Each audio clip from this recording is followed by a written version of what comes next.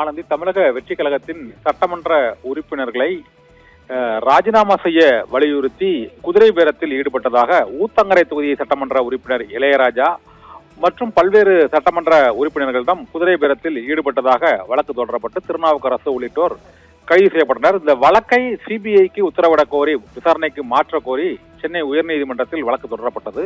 இந்த வழக்கை விசாரித்த நீதிபதிகள் இந்த வழக்கை மட்டும் ஏன் சிபிஐக்கு மாற்ற வேண்டும், காவல்துறையினர் குதிரை பேரம் தொடர்பாக விசாரணை நடத்தி வருகிறார்கள், எதிர்க்கட்சி சட்டமன்ற உறுப்பினர்களும் இதுபோன்று குதிரை பேரத்தில் ஈடுபட்டதாக புகார் கூறியிருக்கிறார்கள் என்று நீதிபதி தெரிவித்தார். அப்போது தமிழக அரசு தரப்பில் எதிர்க்கட்சி தரப்பில் குதிரை பேரத்தில் ஈடுபட்டதாக கூறிய எம்எல்ஏக்கள், முன்னாள் அமைச்சர்கள் நீதிமன்றத்தை அணுகவில்லை, தாங்கள் நீதிமன்றத்தை நாங்கள் அணுகி இருப்பதால் எங்களது வழக்கை சிபிஐ விசாரணைக்கு மாற்ற வேண்டும் என்று கோரினர். இந்த வழக்கில் இருதரப்பு வாதங்களையும் கேட்ட சென்னை உயர்நீதிமன்றம் சிபிஐ விசாரணைக்கு உத்தரவிடுவதா அல்லது உத்தரவிடுவதை தள்ளுபடி செய்வதா என்பது குறித்த தீர்ப்பை ஒத்திவைத்து உத்தரவிட்டிருக்கிறது.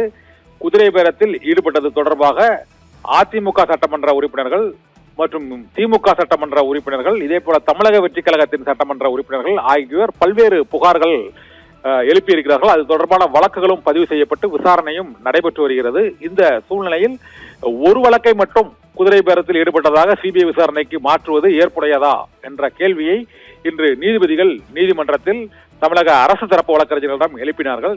இந்த சூழ்நிலையில் நீதிமன்றத்தை அணுகியவர்களின் கோரிக்கைக்கு மட்டும் வழக்கில் பதில் சொல்வது ஏற்புடையதாக இருக்கும் என்று தெரிவிக்கப்பட்டது. இந்த வாதங்களை கேட்ட நீதிபதி சிபிஐ விசாரணைக்கு குதிரை பேரத்தில் ஈடுபட்டவர்கள் தொடர்பான வழக்கை சிபிஐ விசாரணைக்கு மாற்ற கோரும் வழக்கின் மீதான தீர்ப்பு ஒத்திவைக்கப்படுவதாக உத்தரவிட்டிருக்கிறார். ஆனந்தி.